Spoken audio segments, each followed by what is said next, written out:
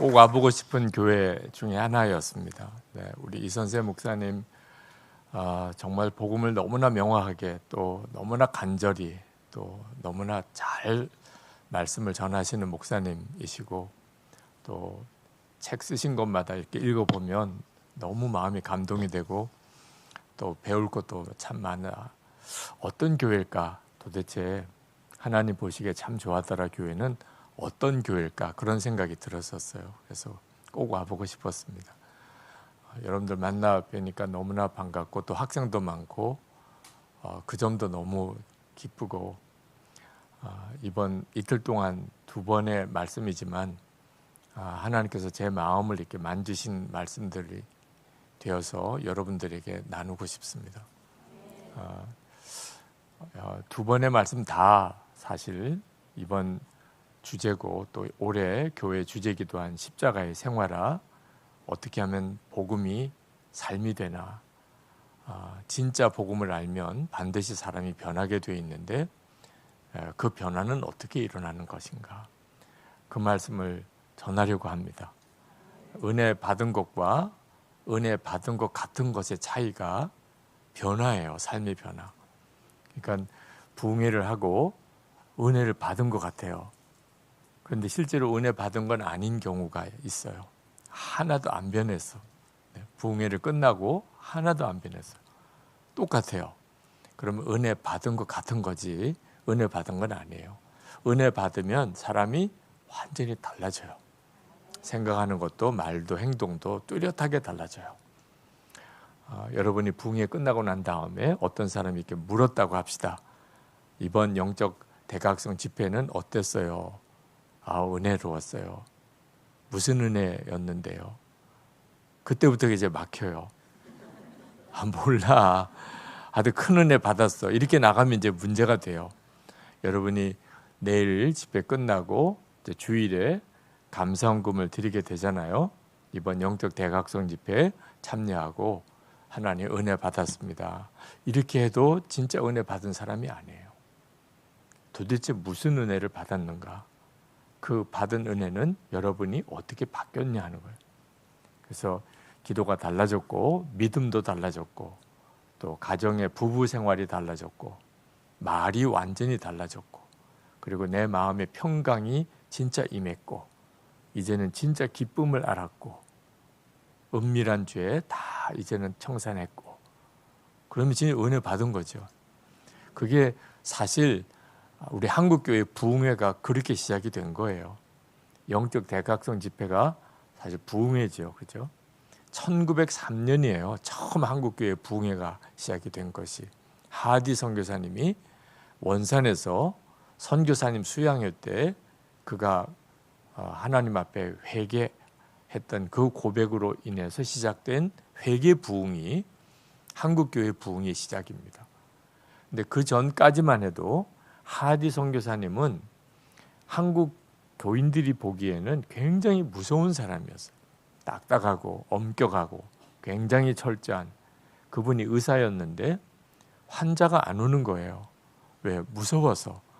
아픈 게 낫지 저분한테 가는 것보다 차라리 내가 아프고 말지, 그런 분이었다니까요. 근데 이분이 원산 감리교회 주일 예배 때 한국 교인들 앞에서 울면서 자기를 용서해 달라고, 제가 너무 교만했고 또 내가 너무 믿음이 없었고 다시 말하면 전적으로 주님을 의지하는 마음이 없었고 내 지식과 경험, 내 의지 가지고 한국에 교회를 세우고 교인을 세울 수 있다고 생각했던 거. 여러분이 예수님을 잘 못 믿고 있는 것은 전적으로 선교사인 저 때문입니다. 그러면서 울면서 고백하는 모습을 보면서 한국 교인들은 하나님은 살아계시네, 그렇게 느꼈어요.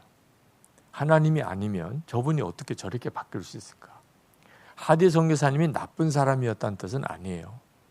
굉장히 좋은 분이죠. 그러니까 그 20대 때 의사로, 그 당시 때 한국으로 선교사로 온다면 그럼 보통 분이 아닌 거죠. 그런데 그분이 그렇게 사실 한국 사람들 가까이 다가가기에는 너무나 먼 당신과 같은 분이었어요. 그분이 보기에는 또 한국 교인들은 도무지 예수를 제대로 믿을 만한 사람이 아닌 것처럼 보였어요. 근데 그날 한국 교인들은 하나님은 사람을 저렇게 바꾸시는구나. 그 하디 선교사의 회개와 눈물과 그리고 용서를 구하는 고백을 통하여 아, 사람은 달라졌구나. 예수 믿으면 사람이 달라지는구나. 그걸 알았어요. 그리고 한국 교인들도 회개가 터졌어요. 그때 하나님을 만난 거예요. 하디 선교사의 회개를 통해 하나님을 만난 거예요. 그 이후로 그 하디 선교사님에게 치료받으러 오는 교인이 많았어요.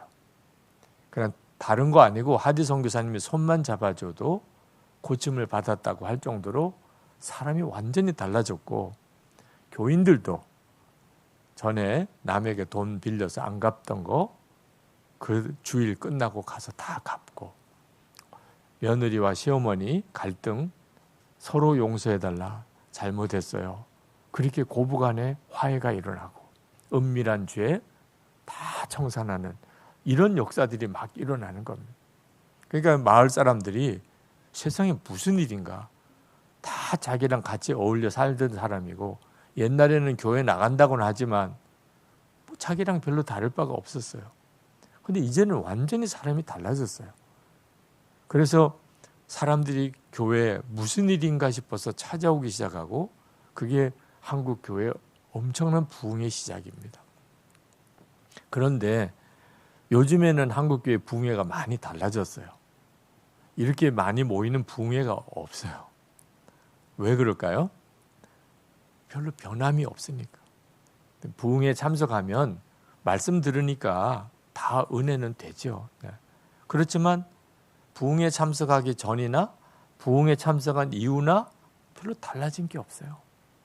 한국 교회가 아주 무섭게 이제는 종교가 되어버렸어요. 이 종교의 특징이 삶의 변화가 없는 겁니다. 그러니까 믿는 교리는 있는데 그것도 열심도 대단한데, 그래서 뭐 지키는 거, 뭐 이렇게 교회에서 뭐 하는 어떤 활동과 행사의 열심은 또 대단한데 사람은 안 바뀌는 거예요. 그러니까 부흥회에 올 마음이 없는 거예요. 가봐야 뭐 좀 은혜는 되겠지만 그렇다고 삶이 바뀌는 건 아니니까, 이런 현상이 아주 오래 지속이 되어서 지금은 부흥회 하는 것이 오히려 부담이 돼요. 참 안타깝죠. 이번 우리 참 좋았다라 교회에 이번 영적 대각성 집회는 여러분의 삶이 정말 변화되는 집회가 되기를 축복합니다. 그건 간절한 기도 제목이 되어야 돼요. 하나님, 이런 집회를 주셨는데 이 집회가 끝나고 나에게 뚜렷하게 이번 2023년 이 11월에 영적 대각성 집회 때 내가 이랬던 사람이 이랬던 사람으로 완전히 달라졌습니다. 이런 고백이 있게 되기를, 그리고 오늘 그 역사가 여러분에게 있기를 축복합니다. 저는 예수 믿어도 사람은 안 바뀌는 줄 알았어요. 저는 아버님이 목사님이고 할아버님도 목사님이세요. 어려서부터 교회에서 자랐어요. 근데 얼마나 많이 교인을 보았겠어요. 제 마음속에 예수를 믿어도 사람은 역시 그냥 자기 성질 그대로 가지고 사는구나, 그렇게 생각했어요. 그때 당시에 제 기억 속에, 여기 우리 학생들도 있습니다만 뭐 매일 싸우기만 했겠어요. 그런데 제 기억 속에는 싸운 기억밖에 안 나요. 그러니까 싸우는 거 정말 조심해야 돼요.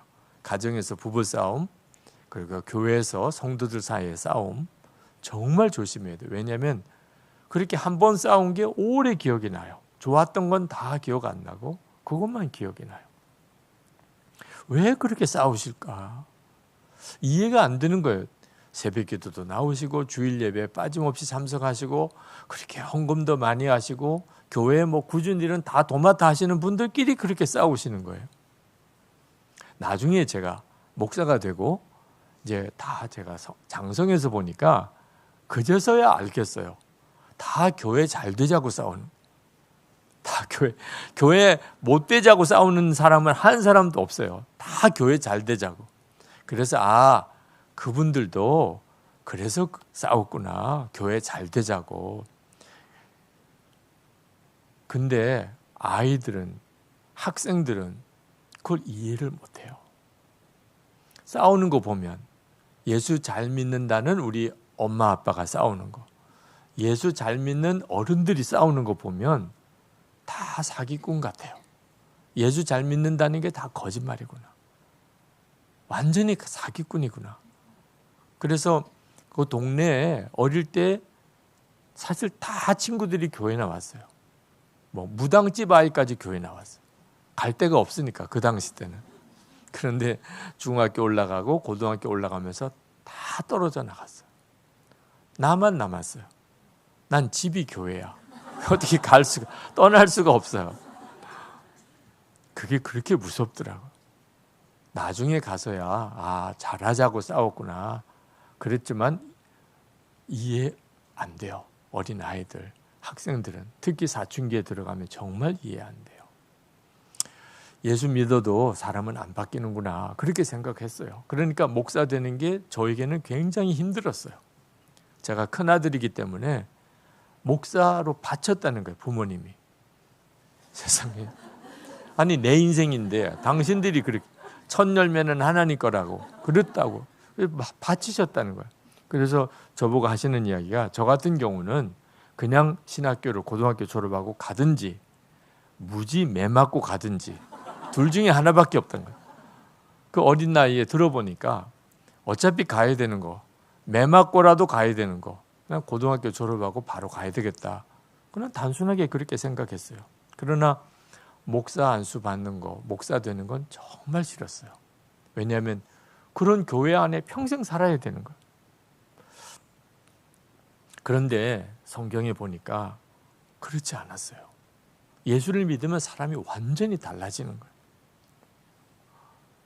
우리 요한복음 15장 5절 말씀, 요한복음 15장 5절 말씀 한번 봅시다. 주님이 하신 말씀입니다. 요한복음 15장 5절 말씀. 나는 포도나무요 너희는 가지라. 그가 내 안에 내가 그 안에 거하면 사람이 열매를 많이 맺나니 나를 떠나서는 너희가 아무것도 할 수 없습니다.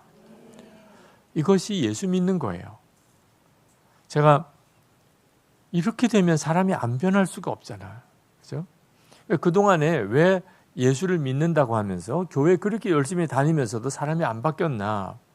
예수님이 포도나무고 나는 가지라는 것을 실제로는 안 믿는 거예요. 믿어지지 않는 거예요. 내가 예수님 안에, 예수님이 내 안에 거하시는 이런 관계로 예수님을 믿고 있지 않았던 거예요. 그러니까 예수를 열심히 믿으면서도 실제로는 종교 생활을 하는 거예요. 종교 생활은 사람을 안 바꿔요. 바꾸기는 바꾸는데 더 안 좋은 쪽으로 바뀌어요. 그러니까 예수를 오래 믿은 사람이 믿음이 더 없는 경우가 왜 그렇죠? 예수를 오래 믿은 사람이 믿음이 더 없어요. 오히려 더 교회에 문제가 많이 생겨요. 감동도 없어요. 활기도 없어요. 왜 그렇죠? 실제로는 종교 생활을 한 거예요. 그러니까 종교 생활을 한 사람은 신앙생활이 오래되면 오래될수록 권위주의자가 돼요. 남에게 가르치려고만 하고, 그리고 실제적으로는 삶의 변화는 전혀 없어요. 그래서 예수를 진짜 믿어보려는 사람까지 시험 들어서 교회를 내쫓는 역할을 해요. 예수를 처음 믿는 사람이 가장 믿음이 좋아요. 목사님들 만났는데 자기가 제일 믿음이 좋았던 때가 신학생 때래. 세상에 이런 기가 막힌 이야기를 하시는 분을 만나고 너무 마음이 아팠어요. 그런 경우가 전형적으로 종교 생활을 했던 거예요. 예수님께서 내 안에 거하시고 나도 주님 안에 거하는, 예수님은 포도나무고 나는 가지인 이 관계에 대하여 눈이 열리게 되고 이게 진짜 믿어지게 될 때, 그때 사람은 안 바뀔 수가 없어요. 여러분, 우리 이선세 목사님이 신방 오시면 너무 좋겠죠. 오셔서 예배 드려주시고 말씀 주시고 기도하시고 신방 받는 성도의 기쁨이 있는 거잖아요. 그죠? 그런데 이선세 목사님을 모시고 살라 그러면 어때요? 그건 조금 생각을 많이 해봐야 될, 그죠? 네. 아마 많이 해볼 것도 아니죠. 그죠? 네. 그건 말도 안 되는 거죠. 그죠? 왜? 부담스러우니까. 그죠? 담임 목사님 우리 집에 모시고 살면, 도대체 어느 방을 내드려야 되고, 식사는 또 어떻게 챙겨드려야 되고, 드라마는 끝났어요, 이제. 예능 프로그램 못 봐요. 아니, 다른 목사님도 그런데 이선세 목사님을 모시고 산다. 그러면 정말 진짜 확실히 나는 죽고 예수로 살겠죠. 네. 그런데 이선세 목사님 모시고 산다고 하는 것도 그 정도라면 예수님이 내 마음에 계신 것은 어느 정도로 변하는 걸까요? 그러니까 예수를 믿고도 내가 삶이 안 바뀌었다. 그럼 무슨 뜻이에요? 실제로는 예수님이 내 안에 거하시는 것을 안 믿는다는 거예요. 그냥 그렇게 들은 거예요. 그렇게 알고 있었던 것뿐이에요. 진짜 믿은 건 아니에요. 예수님이 정말 내 안에 계신 것을 내가 정말 믿어지게 될 때부터 사람은 안 바뀔 수가 없어요. 아니 그냥 우리 집에 목사님이 와서 사시는 것만 해도 가정생활이 다 바뀔 것 같잖아요.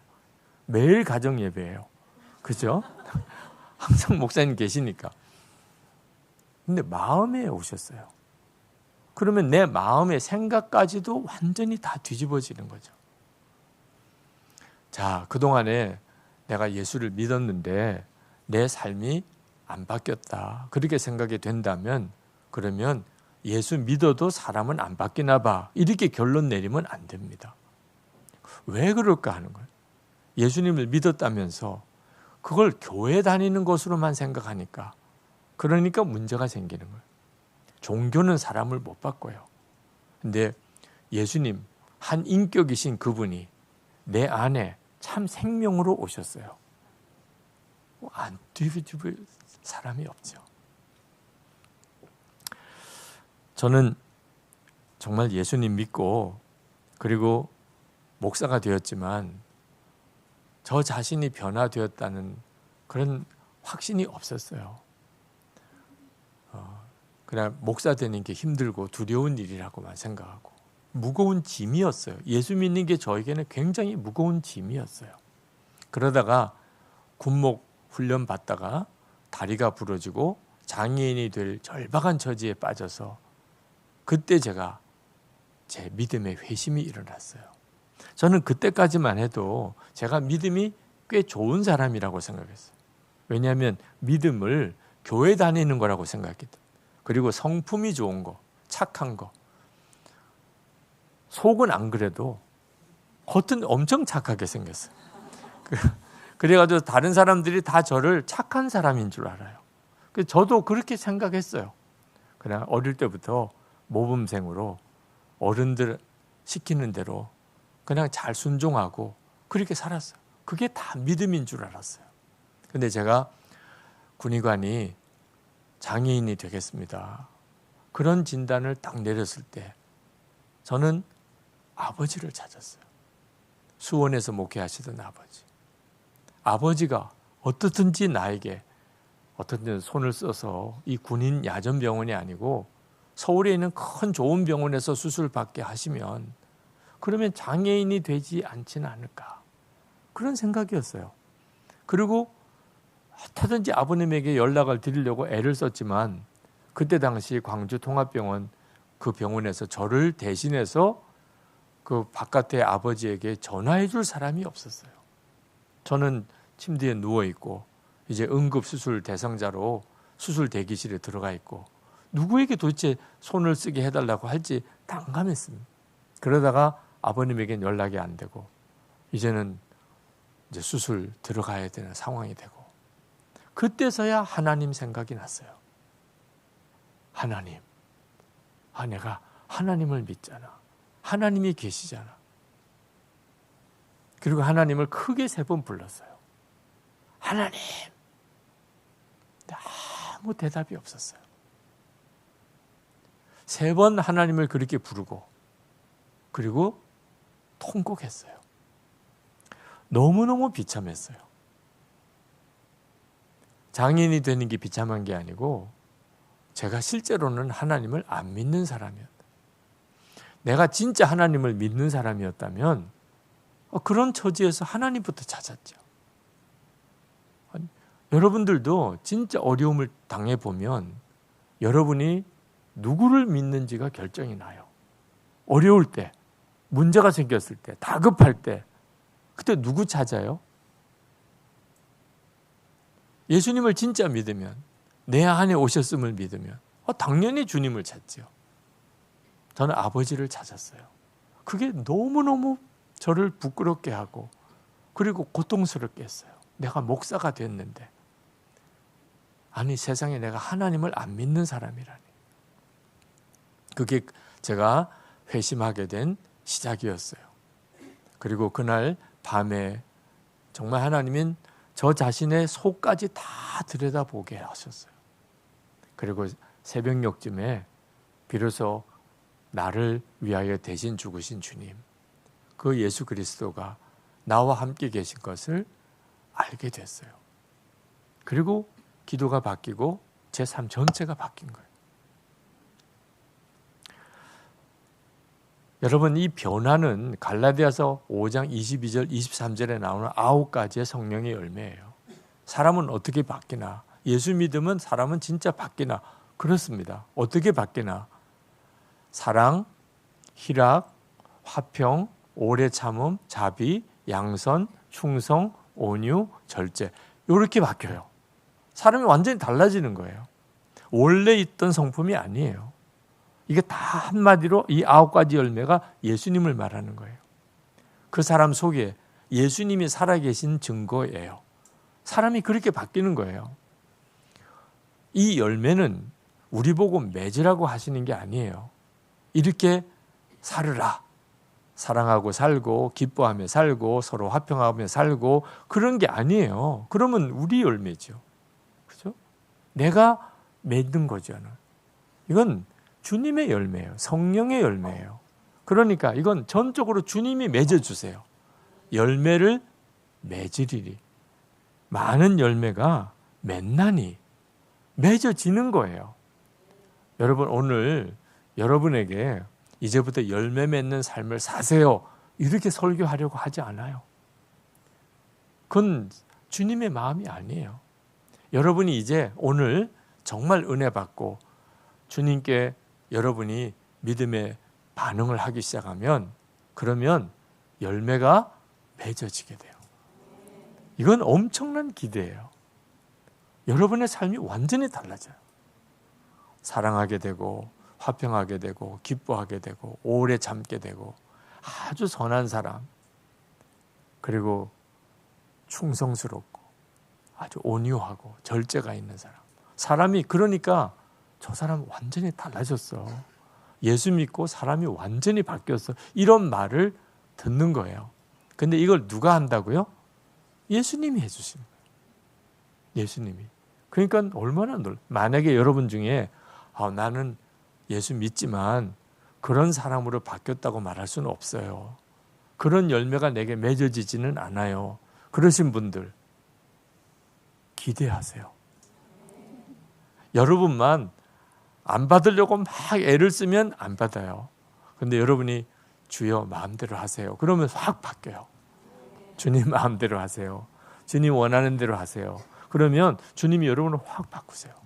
그리고 얼마 지나지 않아서 그런 말을 듣게 돼요. 당신 너무 바뀌었다고. 그럴 때 여러분이 뭐라고 대답해야 돼요? 여러분이 아니까, 내가 나를 바꾼 게 아니니까. 그렇죠? 주님이 하셨습니다. 자기가 그렇게 고백이 돼요. 이건 정말 주님이 하셨다고. 일부러 겸손하게 말하려고 하는 게 아니에요. 정말 그렇게 느껴지는 거예요. 중국에 선교사였던 허드슨 테일러 선교사님이 중국에 선교를 가셔서 그리고 쓰러지셨어요. 그때 당시에 영국 사람이 중국에 가서 중국 사람처럼 산다는 일이 얼마나 어려웠겠어요. 그러나 꼭 그런 환경의 바뀜 때문에 또는 너무 과로해서 쓰러진 것만은 아니었습니다. 허드슨 테일러 선교사님의 마음이 무너졌어요. 왜 무너졌냐면 자꾸 화를 내는 것 때문이었습니다. 그 중국에서 중국 사역자들과 함께 거기서 이제 복음을 전하는 사역을 하는데 중국 사역자들이 도무지 마음에 안 드는 거예요. 왜 그렇게 게으르고 왜 그렇게 정직하지 못하고 왜 그렇게 말이 앞뒤가 다르고. 그러니까 허든 텔러 선교사님이 중국 사역자들에게 늘 하는 이야기가 야단치는 일이었어요. 제발 좀 그런 행동을 고치시라고. 제발 좀 그렇게 하지 말라고. 그러다가 회개가 되는 거예요. 아, 내가 또 화를 냈구나. 아, 내가 진짜 정말 주의 종이라면 이렇게 화를 내면 안 되는데 내가 품어주고 끝까지 사랑하고 그렇게 세워줘야 되는 건데. 그래서 아침에 일어나서 하나님 오늘은 화 안 내게 해주세요. 저녁에 더 화냈어요. 하도 화 안 내게 해달라고 기도한 날은 더 화냈어. 그러니까 허든 텔러 선교사님이 내가 이렇게 복음 전해도 되나? 아니 예수를 믿는 것이 화내는 사람처럼 그렇게 사는 건가? 그렇게 생각할 것 같아. 그러면 복음 전해야 돼요? 말아야 돼요? 얼마나 낙심이 되겠어요. 이 중국까지 왔는데 그런데 예수 믿는 사람답게 본을 못 보이는 거예요. 사람들에게. 쓰러진 거예요. 근데 그 허드슨 텔러 선교사님이 다시 일어나게 된 말씀이 이 요한복음 15장 5절이에요. 나는 포도나무고 너희는 가지라. 그가 내 안에 내가 그 안에 거하면 열매를 많이 맺나니. 이 말씀을 그동안 안 믿었다는 걸 알았어요. 내가 그동안 나를 변화시키려고 화 안 내려고 모범된 생활을 하려고 그렇게 애를 썼어요. 어떻든지 중국 사역자들에게 중국 사람들에게 예수님 믿는 사람은 이런 사람이다 그렇게 보여주려고 무던히 노력했어요. 우리는 그만큼 하는 것도 참 귀하다고 생각하잖아요. 근데 결과가 뭐예요? 안 된다는 거예요. 허든 텔러 선교사님이 그래서 무너졌는데 내가 왜 그랬을까? 나는 그냥 예수님 안에만 있으면 되는 걸. 예수님이 포도나무고 나는 가지고 나는 주님 안에만 있으면 주님이 하시는데 주님이 열매를 맺는다고 하셨는데 왜 내가 그렇게 애를 썼을까? 그래서 주님, 저는 이제 주님 안에 거합니다. 이제 주님께 다 맡깁니다. 나를 통해서 주님이 열매를 맺으세요. 나 더 이상 걱정 안 하겠습니다. 나 더 이상 안달 안 하겠습니다. 나 더 이상 몸부림 안 치겠습니다. 그러나 나 믿을 겁니다. 그리고 벌떡 일어나죠. 허든 텔러 선교사님이 그 소속 선교회 영국 총회에서 이렇게 연설을 했습니다. 저는 영적으로 패배를 당하여 이기기를 원했으나 승리는 오지 않았습니다. 그러던 어느 날 요한복음 15장 5절 나는 포도나무여 너희는 가지라. 그가 내 안에 내가 그 안에 거하면 사람이 열매를 많이 맺나니 하신 말씀을 읽었습니다. 제게 빛이 비춰오는 것 같았습니다. 그래서 저는 다짐했습니다. 내가 내 힘으로 노력해서 성취하려고 헛수고하지 말고 그리스도께서 이미 성취해 놓으신 것을 믿음과 기도로 내 것으로 만들고 주님께 의지하는 법을 배웠습니다. 그랬더니 승리가 왔습니다. 믿어지지 않으시죠? 야, 그게 그렇게 되는 걸까? 여러분들도 다 한성질 하시잖아요. 가까이 사는 사람은 아실 거예요. 그죠? 한성질 하는데 여러분이 정말 극복이 안 되는 죄, 또 성질 있으실 거예요. 근데 이게 그렇게 간단하게 바뀔 수 있을까? 이게 엄청나고 놀라운 복음이에요. 근데 그 비밀이 믿음이에요, 믿음. 믿음으로 되는 거예요. 믿음으로 된다는 것 때문에 더 좌절 느끼시는 분들 계세요. 나도 믿는데 안 되는데 믿음으로 된다고 자꾸 이야기하니까 더 혼란스럽게만 하시는 분들이. 저도 사실 그랬었습니다. 도대체 어떻게 믿길래 어떻게 믿어야 그렇게 되는 건가? 여러분, 우리 안에 죄가 심각해요. 네, 정말 심각해요. 그건 여러분들이 다 잘 아실 거예요. 사람들 앞에 여러분 자신의 죄를 드러내는 것은 진짜 끔찍한 일일 거예요. 아마 사람 취급 못 받을 거예요. 여러분이 계속 지금 은밀한 죄를 짓고 있는 거, 습관적인 죄를 짓고 있는 거, 여러분 마음속에서 일어나고 있는 이런 죄들을 다른 사람에게 말하면 그러면 아마 사람 취급 못 받을 거예요. 네, 그건 진짜 두려운 일이에요. 너무너무 무서워요. 흔히 우리 설교할 때 옆 사람 보고 인사합시다 이렇게 이야기를 많이 하는데 교인들이 엄청 싫어하더라고요. 네. 목사님 제발 그런 것 좀 하지 말으면 좋겠어요. 근데 처음 만난 사람한테 옆에 있는 사람한테 인사하라고. 그래서 옆 사람 보고 하라고는 안 할게요. 네. 그냥 마음으로 옆에 있는 사람에게 그렇게 이야기를 그냥 마음으로 하세요. 당신 참 나쁜 사람입니다. 그런데 나보다는 낫습니다. 네. 몰라서 그렇지 무지 나쁜 사람이에요. 여러분 옆에 있는 사람. 네, 보통 사람이 아니에요. 모르니까 괜찮아 보이는 거예요. 근데 이제 알고 보면 무지 나쁜 사람이에요. 어떻게 그렇게 나쁜 생각을 하며, 어떻게 그렇게 나쁜 마음을 품으며, 어떻게 이렇게 나쁜 습관도 있으며. 그런데 사실 나보다는 나아. 그죠? 그럴 정도로 우리는요, 우리가 정말 더럽고 그리고 악해요. 그런데 진짜 무서운 죄는 여러분이 지금 고민하는, 부끄러워하는 그런 죄가 아니에요. 진짜 무서운 죄가 있는데 그걸 몰라요, 사람들이. 그 무서운 죄가 뭐냐면 예수님을 무시하고 사는 죄예요. 예수님이 나를 바꿔주신다는데 내가 그 예수님을 무시하니까 주님이 나를 못 바꾸시는 거예요. 17세기에 청교도 성도 중에 윌터 마샬이라고 하는 분이 계셨어요. 이분이 굉장히 신실한 분입니다. 하나님 앞에 소원이 죄 안 짓고 사는 거예요. 당연히 성도면 그런 소원이 있는 거죠. 마음의 죄까지 짓고 싶지 않아요. 그런데 안 되는 걸 어떻게 해요? 죄 안 짓고 싶다고 죄가 안 지어지나요? 자꾸 죄가 지어지는 거예요. 그리고 마음속에는 온갖 더럽고 악하고 음란한 생각이 계속 일어나는 거예요.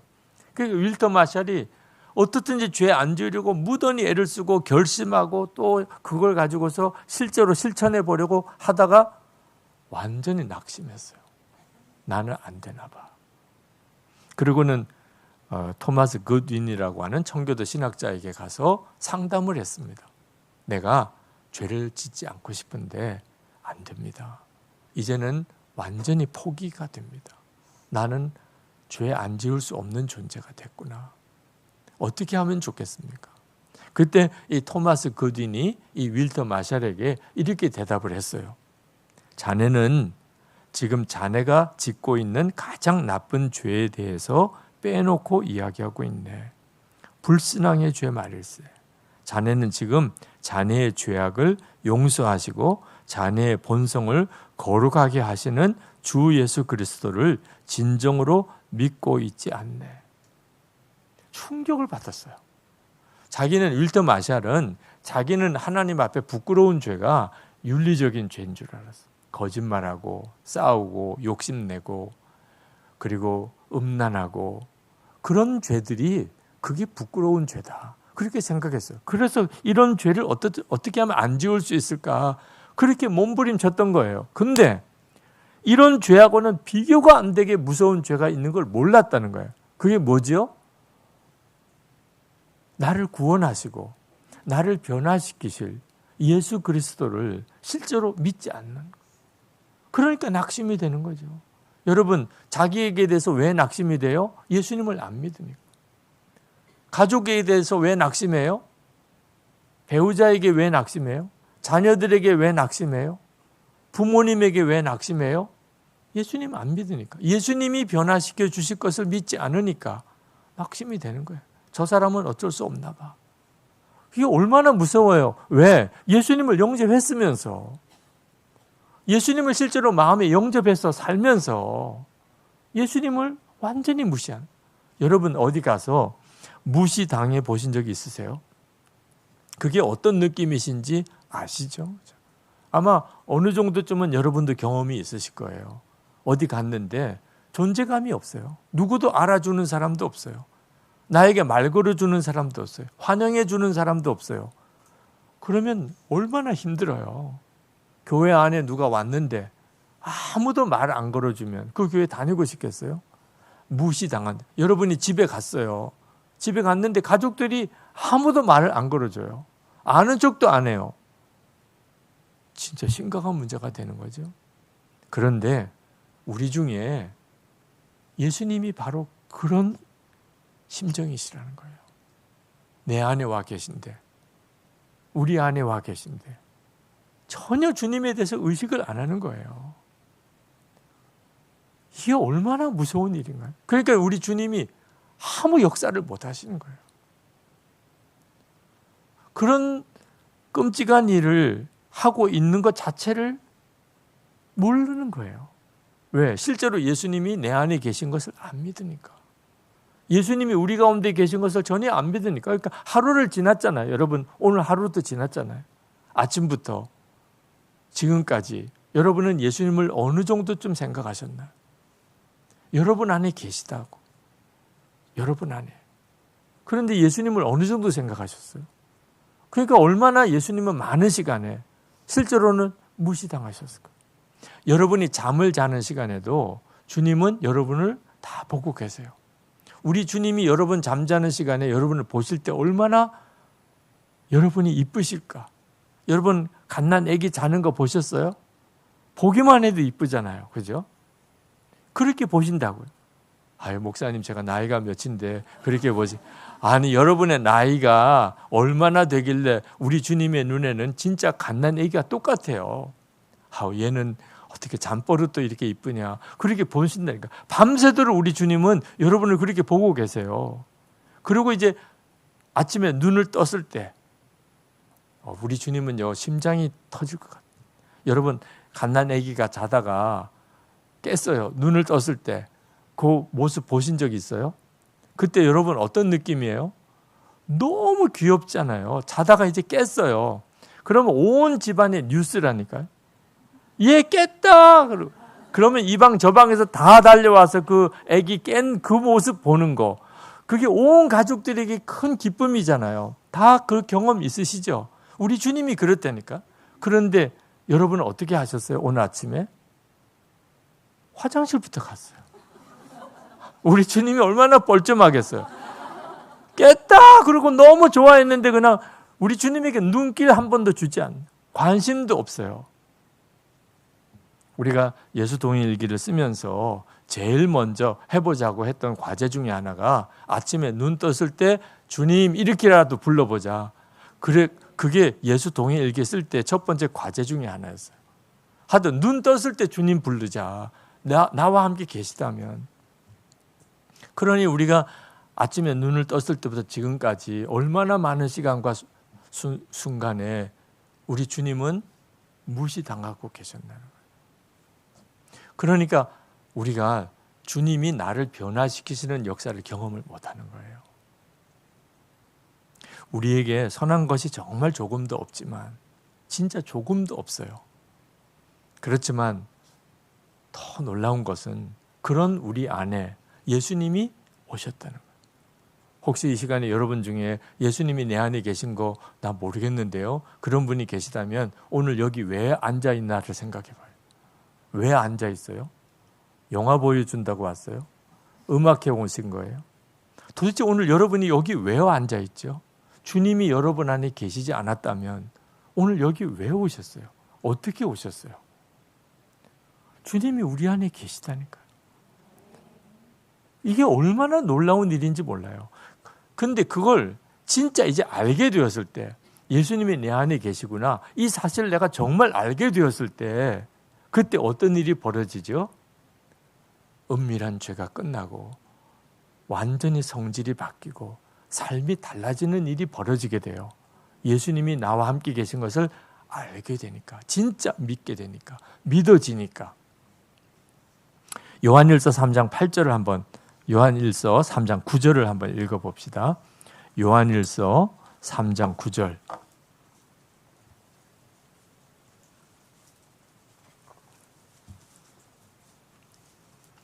요한일서 3장 9절. 우리 같이 읽으실까요? 하나님께로부터 난 자마다 죄를 짓지 아니하나니 이는 하나님의 씨가 그의 속에 거하며 그도 범죄하지 못하는 것은 하나님께로부터 났음이라. 아멘. 이 진짜 믿어지지 않는 말씀이었다니까요. 하나님께로 난 자마다 죄를 짓지 아니하는. 그때 나는 하나님께로 난 자가 아니구나 확실하게 알게 됐어요. 왜? 나는 계속 죄를 짓고 사니까. 그런 엄청난 내적인 갈등, 이 신앙적인 회의, 이걸 어떻게 극복하냐는 거예요. 근데 예수님을 정말 계속 바라보기 시작하면서부터 이 말씀이 너무너무 은혜롭게 다가오는 거예요.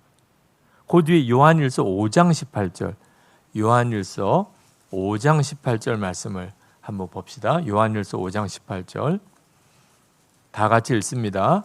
하나님께로부터 난 자는 다 범죄하지 아니하는 줄을 우리가 아노라. 하나님께로부터 나신 자가 그를 지키심에 악한 자가 그를 만지지도 못하느니라.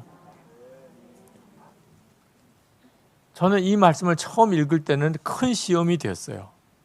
하나님께로 난 자마다 다 범죄하지 않은 줄을 우리가 아노라. 나는 하나님께로 난 자가 아니구나. 계속 요한일서를 읽으면서 나는 하나님께로 난 자가 아니구나.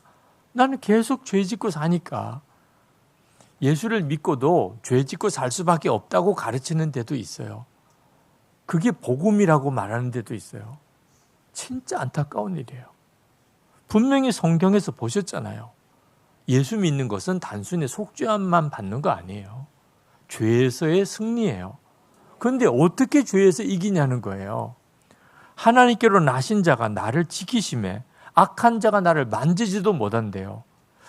세상에 그런 일이 일어나나? 근데 이것이 예수님을 바라보게 되면서부터 해결이 됐어요. 주님이 정말 그렇게 하시는 것을 경험하게 된 거예요. 여러분, 왜 우리가 예수님을 영접하고도 계속 죄짓고 사나? 보고 듣는 것이 계속 세상이기 때문에 그래요. 예수님이 내 안에 오신 것은 주님과 나 사이에 이제는 항상 주님 생각하고 사는 관계로 살려고 오신 거예요. 그러면 우리가 악한 자가 우리를 만지지도 못하는 실제적인 체험을 하게 돼요. 우리 속에는 여전히 죄성이 있어요. 그러나 악한 자가 그걸 건드리지를 못해요. 주님이 계속 내게는 의식의 대상이니까. 항상 주님 생각하니까. 그러니까 화가 나도 화내지 않아요. 슬픈 일을 만나도 주님이 내 마음과 생각, 감정을 다스려요. 마귀가 내 마음과 생각을 어떻게 컨트롤을 못해요. 주님이 그렇게 해주세요. 그런데 그게 어떻게 되냐 하는 거예요. 저절로 되지 않는다니까요. 저절로 된다고 생각하니까 왜 내게는 안 되냐고 이야기를 하는 거예요. 예수님을 영접했는데 왜 내게는 안 되냐고. 어느 목사님이 제게 메일을 보내셨어요. 제게 죄의 문제가 심각했습니다. 그것은 시간에 틈이 생길 때 인터넷 뉴스나 영상을 보는 일이었습니다. 음란한 영상을 보는 것은 아니었지만 마음에 스트레스가 쌓일 때 그런 식으로 풀려고 했습니다. 그런데 주님이 그것과 싸우라는 마음을 주셨습니다. 그래서 작정하고 싸우기 시작했습니다. 그제서야 잠깐 한눈 파는 줄 알았는데 이미 스스로 어떻게 할 수 없을 정도로 제가 세상 뉴스와 영상에 사로잡혀 있음을 알았습니다. 생각보다 더 깊은 곳까지 뿌리 내려 있었습니다. 그것을 끊으니 금단 현상이 나타났습니다. 저는 제 삶의 작은 부분을 다룬다고 생각했습니다. 그런데 알고 보니 결코 작지 않는 것이었습니다. 제 내면을 보는 눈이 뜨이자 그동안 어떻게 저의 이 내적 상태를 인식하지 못하고 방치했나 싶었습니다. 기도하고 성경 볼 때, 설교 준비할 때는 주님 안에 거하는 것 같았습니다. 그러나 그 시간이 끝나면 바로 저는 뉴스와 영상을 보았습니다. 그리고 다시 사역할 때 주님 안에 거하려 애를 썼습니다. 그렇게 하니까 육신도 힘들고 영도 힘들었습니다. 여러분은 뉴스하고 영상 보는 게 어느 정도예요? 사람은 어떻게 바뀌냐면 계속 보는 것 때문에 바뀌는 거예요. 예수님이 우리를 바꾸는 원리가 예수님이 내 안에 오셨기 때문에 이제는 내 마음과 생각의 주인이 예수님이 되시는 것 때문에 바뀌는 거예요. 예수를 믿고 아무리 성경 지식이 많고 아무리 놀라운 성령 체험을 해도요, 늘 보는 게 영상이고 뉴스면 그 사람은 사실 세상 사람인 거예요. 그래서 예수 믿는 대로 사라지지 않는 거예요. 이렇게 부흥회를 참석하지만 더 많은 시간은 우리는 세상에서 살아요. 잠깐 성경을 보지만 더 많은 시간은 뉴스를 보고, 잠깐 기도하지만 더 많은 시간은 영상을 봐요. 그러니까 영적으로 도무지 주님이 나를 컨트롤할 수가 없는 상태가 되는 거예요. 여러분, 누구를 영접했다는 말은 무슨 뜻일까요? 어느 날 어느 형제의 마음에 자매가 들어왔어요. 자, 마음에 누가 들어왔다. 그럼 무슨 뜻이죠? 사랑에 빠졌다는 거예요. 그러면 그 형제는 어떻게 됐다는 거예요? 주야로 그 자매만 묵상하는 거예요. 네. 앞에 있든 없든 그 자매만 묵상하는 거예요. 밥을 먹어도 그 자매가 눈에 어른거리고, 잠을 자도 어른거리고. 우리 여기 학생들 중에 그런 사람이 있을지도 모르겠어요. 네. 마음에 들어왔어요, 누가. 자, 어떤 자매도 마찬가지예요. 어떤 총각이 팍 들어왔어요. 허락도 안 받고 쑥 들어왔어요, 마음에. 그럼 주야로 그 총각만 생각하는 거예요. 그게 사랑에 빠진 거죠. 여기 결혼하신 부부들. 그래서 결혼했잖아요. 그죠? 네. 누가 늘 마음에 들어오니까. 그러니까 결혼을 한 거잖아요. 그러다가 이제 아이를 낳았어요. 애가 늘 생각이 나는 거예요. 누가 내 마음에 들어왔다. 그게 그런 의미예요. 예수님을 영접했어요. 무슨 뜻이에요? 늘 주님 생각이 나는 거예요, 이제는. 이게 안 되니까 예수님을 영접했고 주님을 믿는다고 하면서도 살기는 세상 사람처럼 살게 되는 거예요. 그래서 예수 동행 일기를 써보라고 그렇게 권하기 시작한 거예요. 매일 하루 마칠 때 오늘 하루는 얼만큼 내가 주님을 바라보고 살았나 매일 한번 써보라. 그리고 그것을 정말 함께 하려고 하는 사람들과 나누면서 살아보라. 그러니까 이튿날은 달라져요. 3일째 달라져요. 어느 날은 오늘 종일 주님 생각 못했다. 저녁에 일기 쓰다가 생각난다. 그게 현실이에요. 여러분도 이제 동일기 써보면 다 그렇게 쓰실 거예요. 오늘도 주님 거의 생각 못했다. 바쁘게는 살았고 열심히는 살았고 정말 눈물 흘리기도 많았고 그랬는데 예수님만 생각 못했다. 그게 우리 현실이에요. 그러니까 그날 삶은 엉망진창처럼 생각되는 거예요. 그런데 일기를 쓰고 나누려고 하다 보니까 그 다음 날에는 의식이 돼요. 오늘도 일기 써야 되니까. 갑자기 밥 먹다가 생각이 나요. 오늘은 밥 먹을 때 잠깐 생각이 났다. 일기에 그렇게 쓰게 되는 거예요. 일기를 안 썼다면 그런 놀라운 변화가 안 일어나요. 그런데 일주일 지나고 그렇게 한 달이 지나고 그렇게 6개월이 지나고 이제는 수시로 주님이 생각이 나요. 저도 이렇게 집회 가서 말씀을 전할 때 예전에는 그냥 모인 사람들만 보였어요. 말씀은 잘 들으시나? 많이는 모였나? 조는 사람은 없나? 이 교회는 분위기가 어떤가? 말씀 전하면 항상 그 생각이에요. 그런데 이제는 주님이 더 의식이 돼요. 지난 13년 동안 매일 주님을 내가 얼마나 바라보았는지를 일기를 써보고 살았기 때문에 그게 삶 전체를 바꾸는 거예요. 어느 전도사님이 이번 학기 유급이라는 거예요. 아니 세상에 어떻게 그렇게 성실한 전도사가 유급을 했냐. 무슨 과목에 낙제를 했냐. 채플에서 낙제를 했다는 거예요. 채플에서 빠지면 유급이라는 거예요. 아니 세상에 어떻게 채플에 빠졌냐. 3번까지는 허락을 해준대요. 교회에서 섬기는 교회에서 파송간 교회에서 교회 행사 지금처럼 부흥회가 있다거나 이러면 그러면 신학생이 그 교회 행사에 참석해서 섬기고 해야 되니까 그건 사유서를 내면 그럼 채플 참석한 것으로 인정을 해줘. 근데 자기가 3번 빠졌는데 3번 다 사유서를 냈대요. 근데 한 번은 가짜로 냈대요. 교회에서 특별한 행사가 있는 거 아닌데 자기가 다른 볼일 보려고 교회에서 행사가 있다고 거짓으로 보고서를 내서 패스는 됐대요. 근데 계속 마음에 주님이 너 그렇게 해서 학생들에게 거짓말하지 마라. 어떻게 설교할 거냐? 너 나중에 목사가 되고 난 다음에 너 교인들에게 너 어떻게 주님 바라보고 살으라. 그렇게 설교할 거냐?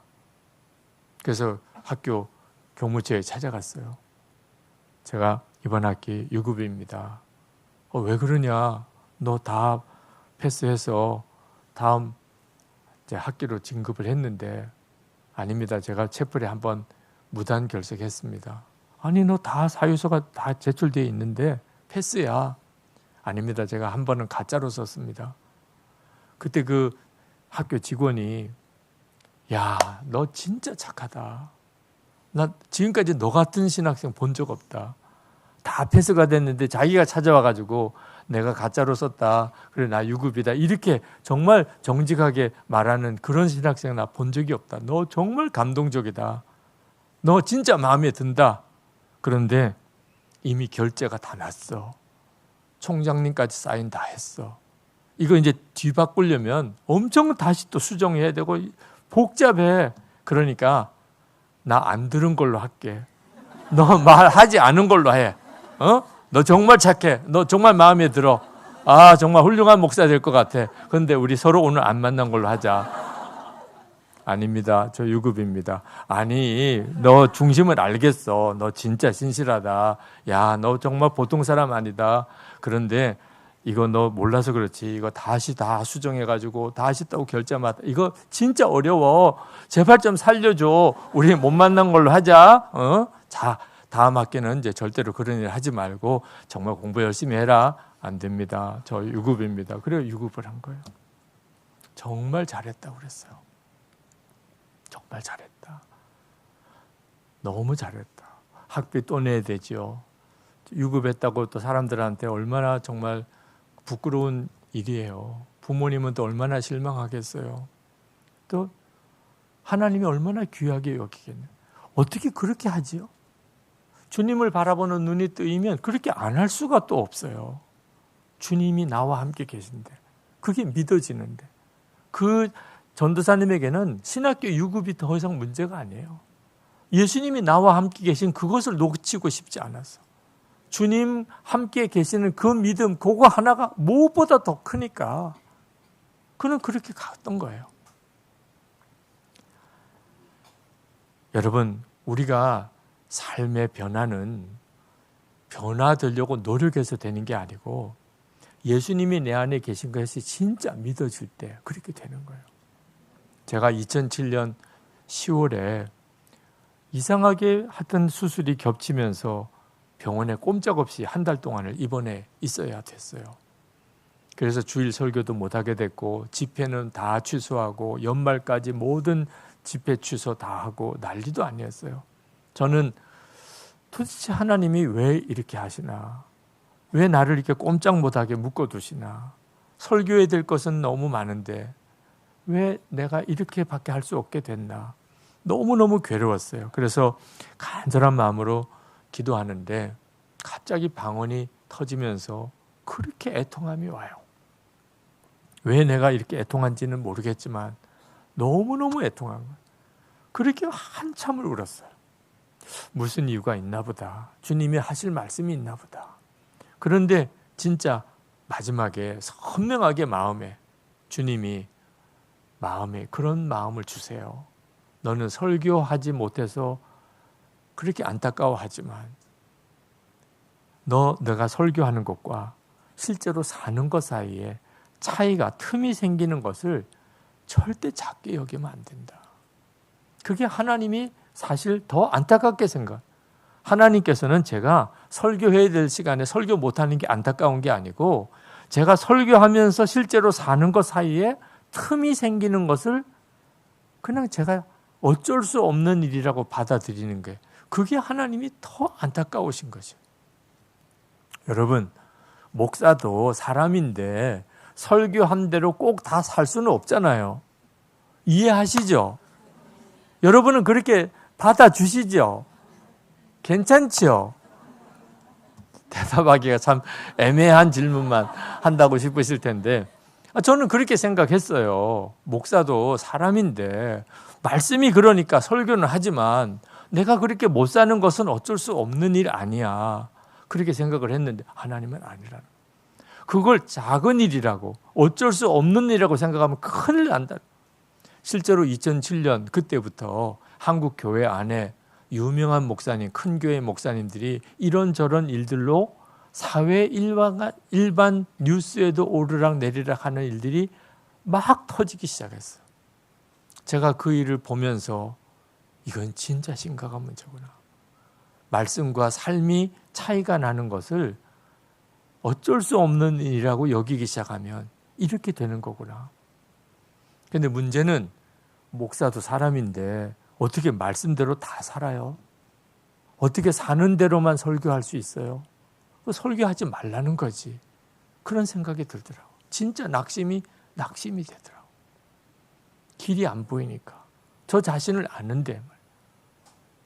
근데 그때 하나님께서 저에게 어떻게 목사가 설교한 대로 살 수 있는지를 저에게 깨우쳐 주셨어요. 유관순 기념관 천안에 가면 유관순 기념관이라고 큰 체육관이 있습니다. 그 체육관에서 이제 연합 집회가 열렸어요. 근데 저에게 설교를 해달라고 요청이 왔는데 설교하러 갔더니 체육관에 사람이 꽉 들어찼어요.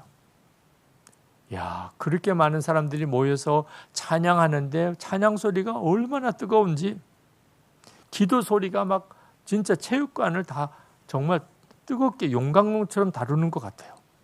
근데 저에게 이제 설교단에 올라가라는 거예요. 그래서 강단에 이렇게 올라가서 보니까 사람들이 다 저를 쳐다봐요. 저분이 설교자인가 봐.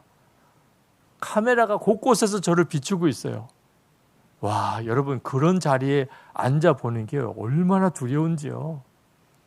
물을 못 마시겠어, 물을. 여러분 이 강단에 물을 왜 갖다 놓았겠어요? 제가 설교하다가 목이 마르면 이렇게 마시라고 갖다 놓은 거잖아요. 제가 이렇게 물을 마시려고 그러면 소리는 안 들리지만 목마른가 봐. 많이 더운가 봐. 땀이 나서 이렇게 땀을 닦으려고 그러면 무지 더운가 봐 저기는. 막 그런 소리가 막 들리는 것 같아요. 그런 사람들 앞에서 거기 앉아 있는데 딱 말씀이 생각이 나요. 히브리서 12장 1절에 우리에게 구름같이 둘러싼 허다한 증인들이 있으니. 목사만 그런 거 아니더라고요. 여러분도요 다 명심해야 돼요. 여러분 예수 믿는 성도들은 다 알아야 돼요. 허다히 많은 증인들이 우리보다 믿음으로 먼저 살았던 우리의 믿음의 선조들, 거기에는 저희 어머니도 계시고 저희 아버님도 계시고 돌아가신 할아버님도 계시고 허다히 많은 증인들이 다 내려다보고 있어요. 우리가 믿음으로 살면 막 우레 같은 박수가 잘한다. 너 정말 그래야 돼. 만약에 우리가 좀 어떤 은밀한 죄를 짓거나 사람 안 본다고 엉뚱한 짓을 하면 탄식이 들려요. 너 그러면 안 돼. 여러분 그것도 알아야 돼요. 진짜 그 많은 사람들 앞에 서 보니까 여기서 뭘 어떻게 부끄러운 짓을 하겠어요. 그 히브리서 12장 1절 하반절에 보면 모든 무거운 것과 얽매기 쉬운 죄를 벗어버리고 인내로서 우리 앞에 당한 경주를 하며 허다히 많은 증인이 보고 있음을 진짜 알게 되는 순간에 모든 죄는 다 벗겨져요. 이제는 더 이상 부끄러운 짓 하고 살 사람이 없어요. 지금 여러분 얼마나 거룩해요. 여기 있으니까 화내는 사람도 없어요. 성질 부리는 사람, 성질도 없나 봐 저분들은. 화도 안 나나 봐. 여기서 무슨 음란한 영상을 보겠어요? 여기서 무슨 은밀한 죄를 짓겠어요? 사람들이 이렇게 많이 보는데 그게 우리들 자신이라니까요. 그런데 더 놀라운 것은 히브리서 12장 2절에 믿음의 주요 또 온전하게 하시는 예수를 바라보자. 사람은 내 겉모습만 봐요. 내 속마음 생각은 어떤지 알 수가 없죠. 근데 내 안에 예수님이 계세요. 그 예수님이 내 안에 계신 것을 내가 진짜 믿게 될 때 이제는 내 마음의 생각까지도 완전히 바꾸게 돼요. 그렇구나. 예수님이 나와 함께 계신 것을 내가 진짜 믿게 되면 되는구나. 나는 엉터리 같아요. 너무 더러워요. 겉만 착하게 생겼지 속은 무지하게 나쁜 사람이에요. 그래도 주님이 나와 함께 계신, 내 안에 주님이 오신 것을 내가 진짜 믿고 그 주님을 바라보게 되면 그 거듭나지 못했을 때 옛사람이 나로 살 수가 없어요. 그게 바로 나는 죽고 예수로 사는 십자가의 복음이고, 예수님으로 사는 것 때문에 예수 동의 일기를 쓰면서 같이 살아보자고 한 거예요. 제가 2009년에 제 아내와 함께 제주도에서 한 달 살이 하면서 요양을 할 때 그때 매일 일기를 같이 썼어요. 예수 동의 일기를 처음 그때 쓰기 시작했어요. 그리고 한 달 지나서 돌아올 때 예수님이 내 마음에 계신 것이 정말 믿어지는 거예요. 한 달 동안 주님을 계속 매일 바라보면서 그걸 일기로 쓴 것 그것뿐인데, 예수님이 내 마음에 계시다고 믿으려고 애를 쓰는 거하고 믿어지는 거하고는 완전히 달라요. 예수님이 나와 함께 계시는 게 믿어지니까 말도 옛날처럼 못해요. 행동도 마음대로 못해요. 예수님이 함께 계신 그대로 반응하게 돼요. 그렇게 사람이 바뀌는 거예요. 나만 그런가? 그래서 교회 와서 남자 성도들과 함께 예수 동의 일기를 쓰는 걸 해봤어요. 매일 일기를 쓰시고 한 주일에 한 번 목요일 새벽기도 때 만나서 그 일기를 나누는 그런 일을 3개월을 했어요. 사람이 완전히 달라지는 거예요.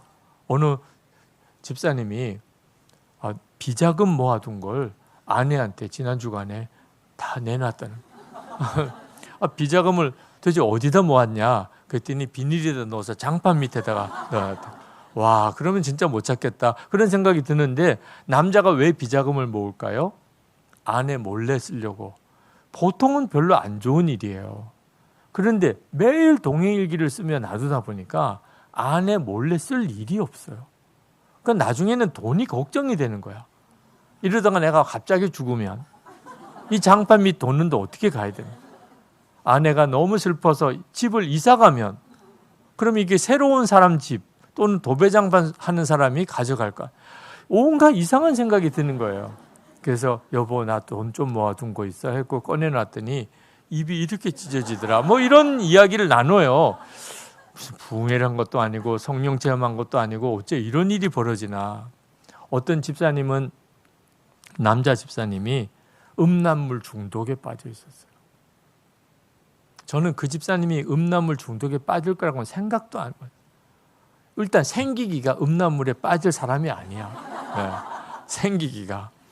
그리고 믿음이 그렇게 좋은 사람, 기도를 그렇게 열심히 하고 기도할 때마다 그렇게 울면서 기도하고. 저는 민족 복음화를 위해서 우는 줄 알았어요. 그 집사님이 무슨 울 일이 있겠어요. 근데 고등학교 때 음란물 보고 그것 때문에 그냥 음란물에 빠지고, 그리고는 결혼해서 아이까지 낳아 사는데 부모님도 몰라요. 아내도 몰라요. 목사인 저도 몰라요. 본인만 가지고 있는, 이거 참 해결 안 되는 고민이에요. 근데 벌써 한 달도 넘도록 음란물을 안 보고 있다는 거예요. 매일 일기를 쓰고 나누고 이렇게 지내다 보니까 진짜 하나님께로 나신 자가 나를 지키심에 악한 자가 나를 만지지도 못한다. 그러니까 주님이 나에게 실제가 되기 시작하니까 더 이상 마귀가, 음란한 영이 나를 어떻게 사로잡지를 못합니다. 여러분, 예수를 믿으면 진짜 사람은 바뀔까? 저는 솔직히 아니라고 생각했어요. 워낙 아닌 사람이 많으니까. 근데 그건 예수님을 진짜 믿지 않았기 때문이더라. 예수님이 내 안에 거하시고 나도 주님 안에 거하는, 이렇게 믿지 않으니까 예수님도 그를 어떻게 붙들어 주지 못한 거예요. 동일기를 쓰면서 살아보니까 목사와 부목사 사이가 달라졌어요, 분위기가. 저는 우리 부목사님들 속을 모르겠어. 하여튼 겉으로는 웃는데 속이 어떤지를 알 수가 없어 도대체. 같이 사역을 하면서도 아마 부목사도 저를 보면 그랬을 거예요. 저 담임 목사 속을 모르겠어. 어떻게 남의 속을 알아요. 그런데 동행일기를 같이 나누고 살아보니까 이제는 완전히 같이 사는 것 같아요. 장로님들하고 동일기를 같이 나눠요. 제가 장로님들 속을 어떻게 알겠어요? 장로님들은 또 저를 어떻게 알겠어요? 제가 이렇게 나와서 부흥회를 인도하고 가면 장로님들은 그걸 어떻게 알겠어요? 근데 일기를 서로 쓰고 나누다 보니까 장로님들의 삶의 고민과 힘들었던 일과 은혜를 제가 알고, 장로님들은 제가 또 살아가는 동안에 받은 은혜와 하나님의 역사를 또 장로님들은 보고, 설명을 해줄 필요가 없어요. 서로 일기를 나누고 살다 보니. 부목사 한 분이 변화된 담임 목사님을 지켜보면서 예수 동의 일기는 성령외과 같다 고백했어요. 우리 교회에서 예수님과 동의 일기를 통해서 비포와 애프터가 가장 확실하게 변한 사람이 있는데 바로 저희 담임 목사님이십니다. 사실 교인들은 상당히 연출된 표정을 보시지만 저희 부목사들은 관리 안 된 표정을 늘 보며 지냅니다. 아침에 출근하면 담임 목사님 표정이 어두우면 그날은 모두가 긴장합니다. 혹시 뭐 잘못한 거 없나 불안합니다. 담임 목사님은 만나야 할 사람, 처리해야 할 업무, 그리고 설교 준비 등등 늘 시간이 모자랍니다. 그러다 보니 잠이 모자라고 늘 피곤합니다. 피곤하면 예민해지고 짜증이 수반됩니다. 그런데 예수 동행일기를 쓰시고 나서부터는 완전히 변하셨습니다. 목사님의 얼굴이 펴지니까 부목사인 저희들의 얼굴이 펴집니다. 저희들의 얼굴이 펴지니까 부목사 아내의 얼굴도 펴집니다. 할렐루야. 예수 동행일기가 우리 교회에 미친 첫 번째 영향, 돈 안 들이고 성령했습니다. 담임 목사님 얼굴 바꿔놓았습니다. 참 기가 막힌 일인데, 이런 일들이 가정 안에서 교회 지체들 사이에서 일어나는 거예요. 사람은 바뀌나, 예수 믿는다고 바뀌나, 그렇더라니까. 주님이 함께 계신 거, 내 마음에 계신 거 진짜 믿어지게 되니까 바뀌더라고. 지난 13년 동일기 쓰면서 나는 얼마나 바뀌었나. 솔직히 말씀드리면 동일기 쓰기 전에도 저는 꽤 괜찮은 목사였어요. 네. 뭐 별로 이렇게 사람들한테 욕 먹거나 나쁜 사람이다 이런 말 안 듣고 그렇게 목회했었어요. 그러면 13년 동안 뭘 또 더 바뀌었나? 제가 그 전에 제가 사람들에게 좋은 평가 받았던 것은 바리새인적인 경건함. 그게 종교예요. 바리새인적인 경건함으로도 사람은 얼마든지 좋은 평가 받을 수 있어요. 사람 의식하고 행동하니까. 사람 앞에서는 그러면 안 돼. 사람 볼 때는 그렇게 하면 안 돼. 그게 종교예요.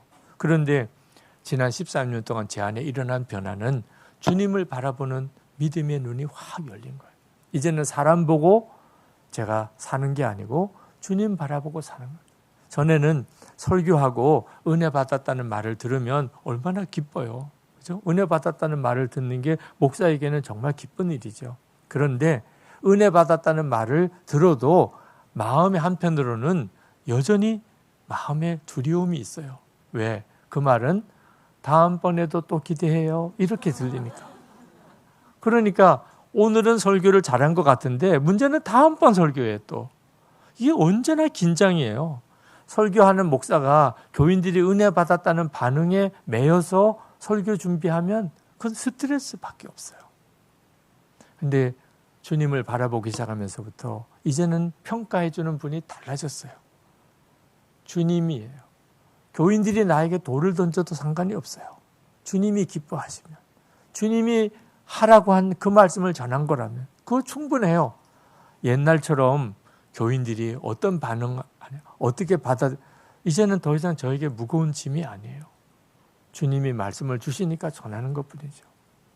이렇게 나와서 집회를 인도하는 것도 어떻든지 좋은 평가 받으려고 열심히 해보려고 하는 게 아니고 그냥 마음에 주님이 주시는 기쁨으로 하는 거예요.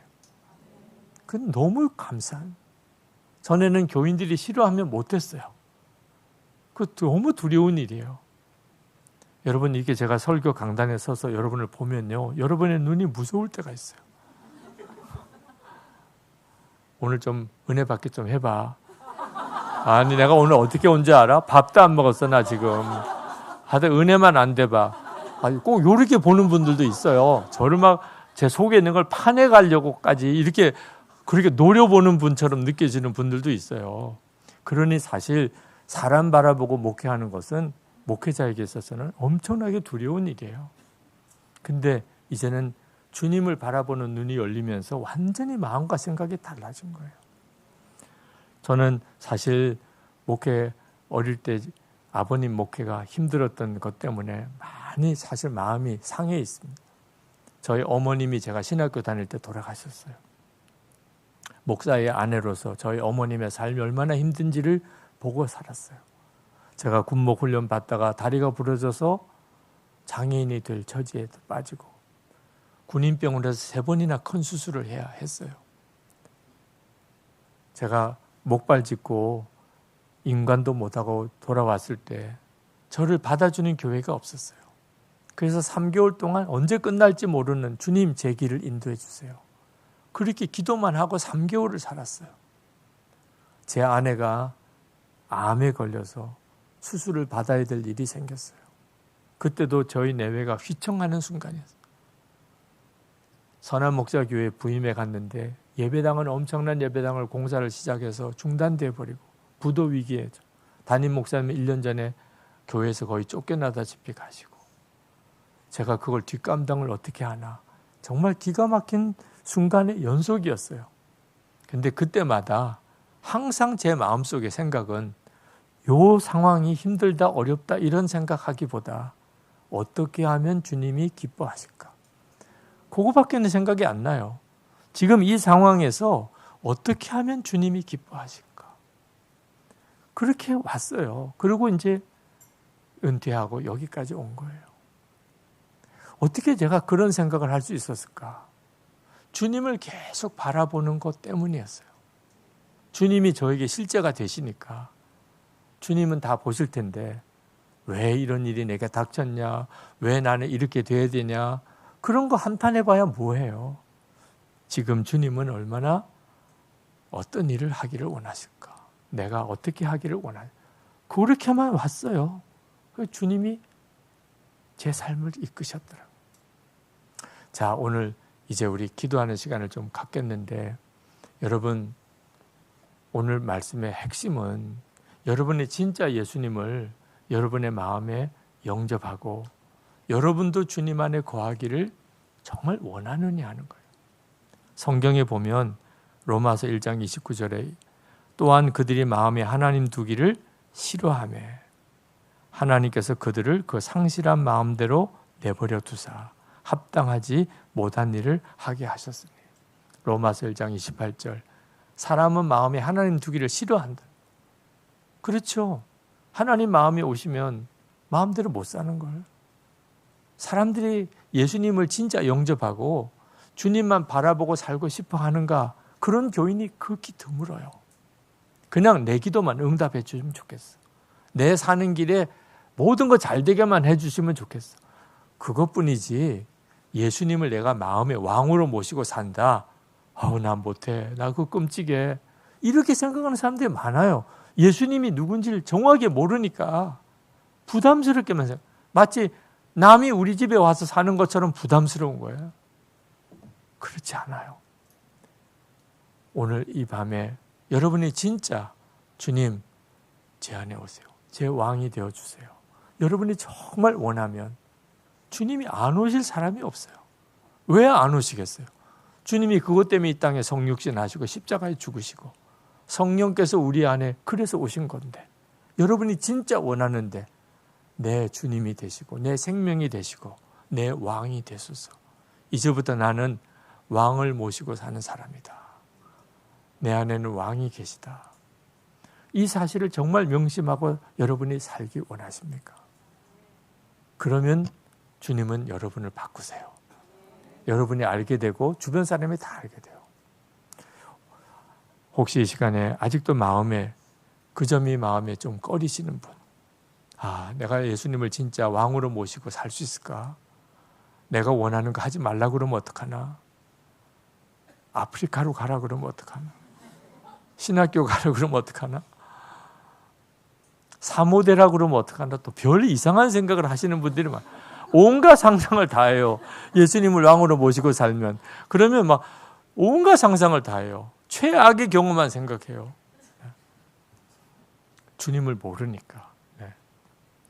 근데 오늘 이 시간에 주님 제 마음은 정해졌어요. 제가 뭐 외모를 바꿔달라는 것도 아니고, 그죠? 머리를 갑자기 똑똑하게 해달라는 것도 아니고, 주님만 제 안에 오세요. 제 왕이 되어주세요. 제가 항상 주님을 의식하고 살게 해주세요. 주님만 바라보고 살고 싶습니다. 내 인생을 이제 주님께 정말 맡깁니다. 나보다 더 사랑하시는 주님께 믿습니다. 하나님, 그 마음의 간절한 기도를 이 시간에 우리 하나님께 드리면 좋겠어요. 여러분 중에 목사님 제가 진짜 그렇게 하겠습니다, 그렇게 마음이 결심하시는 분은 이 시간에 자리에 일어나세요.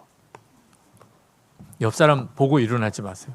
네, 진짜 그렇게 하시겠으면, 정말 그렇게 마음이 없으시면 안 일어나셔도 돼요. 억지로 안 하셔도 돼요. 그런데 여러분 진짜 그렇게 하기를 원하시면 일어나는 것 자체가 사실은 큰 결단입니다. 주님은 여러분이 그냥 앉았다가 일어나는 것뿐이지만 여러분의 마음을 받으시고 이 시간에 여러분에게 친히 손을 얹어 안수하시는 것을 믿으시기 바랍니다. 이제 우리 같이 한번 간절한 마음으로 기도합시다. 주님, 제 안에 오십시오. 제 왕이 되어 주십시오. 제 생명이 되어 주십시오. 제가 주님을 정말 환영합니다. 정말 주님 뜻대로 살겠습니다. 우리 같이 기도합시다. 사랑하는 주님께서 우리 그리스도의 몸에게, 하나님의 사람들에게 주님의 말씀을 선포해 주셨습니다. 오 주님, 우리 주님을 영접했습니다. 우리 안에 주님이 계십니다. 그런데도 우리가 주님을 무시하고 주님을 생각하지 않으며 하루 종일 주님을 기억할 수 없었던 우리의 존재를 주님께 돌이켜 회개합니다. 이 죄가 얼마나 심각한 죄인지 알지 못했던 우리의 존재, 우리의 시간, 우리의 종교 생활을 주님께 돌이켜 회개합니다. 불쌍히 여겨 주옵소서. 주님 내 안에 계시면 주님 바뀌지 않을 수 없는데 그간 잘못 믿었던 우리의 존재, 예수님과 연합해 십자가에서 죽었습니다. 예, 주님 자기를 비워 이 땅 가운데 오신 주님을 통하여 우리 하나님을 만날 길을 허락해 주셨습니다. 우리 기꺼이 이것을 선포하며 우리의 모든 일상이 예수님과 연합해 죽고 산 것을 선포하는 시간 되도록 은혜 더하여 주옵소서. 예, 주님, 우리 주님을 의식할 것입니다. 주님을 생각할 것입니다. 주님을 볼 것입니다. 우리의 주인 주님이시오니, 우리의 왕 주님이시오니, 우리의 심령 가운데 오셔서 우리를 주장하여 주옵소서. 우리를 주님의 뜻대로 바꾸어 주시고 주님의 뜻 따라가게 하시고 주님과 함께하는 그 기쁨과 즐거움을 누리게 하여 주옵소서. 예, 주님을 무시했던 우리의 모든 시간들 이미 예수님과 십자가에서 연합해 죽었습니다. 우리가 보는 것들, 주님 싫어하시는 그 모든 것들, 주님께서 보심을 수많은 증인들이 봄을 기억합니다. 주님 그 순간순간마다 다시 주님을 생각하며 다시 주님을 기뻐하며 예수님과 연합해 죽고 산 것을 선포하는 그리스도의 몸으로 기름 부어 주옵소서. 그렇게 주의 뜻이, 주님의 마음이 임하여 주님의 통치 가운데 있는 주님 하나님의 사람들로 기름 부어 주옵소서. 우리 유기성 목사님을 통하여 주신 하나님의 말씀, 그 말씀을 기도함으로 순종합니다. 날마다 기억하며 말씀을 붙들고 실제 우리 삶에 주님께서 맺히게 하시는 열매를 보도록 은혜 더하여 주옵소서. 서로 그것을 격려하며 그것으로 서로를 바라보며 화내고 있을 때 멈추고 내 마음이 주님께 가 있지 못할 때 멈추어 다시 주님을 볼 수 있는 든든한 마음과 시선 허락하여 주옵소서. 주님, 우리 예수님의 하나님의 사람들에게 예수 그리스도의 보혈을 덮어 기도합니다. 예수 그리스도의 능력의 보혈, 치료의 보혈을, 속죄의 보혈을, 저주를 끊으시고 수치를 담당한 보혈을 우리의 아침 일어날 때부터 우리의 마침 잠들기 직전의 모든 삶 가운데, 우리의 모든 잠의 시간과 모든 생각과 마음 가운데 예수 그리스도의 보혈을 덮습니다. 주님의 주권으로 붙드시고 주님 기억하고 생각하고 따라가는 은혜의 시간들로 함께하여 주옵소서. 이 모든 것 사랑하는 예수님 이름 받들어 기도드립니다. 아멘.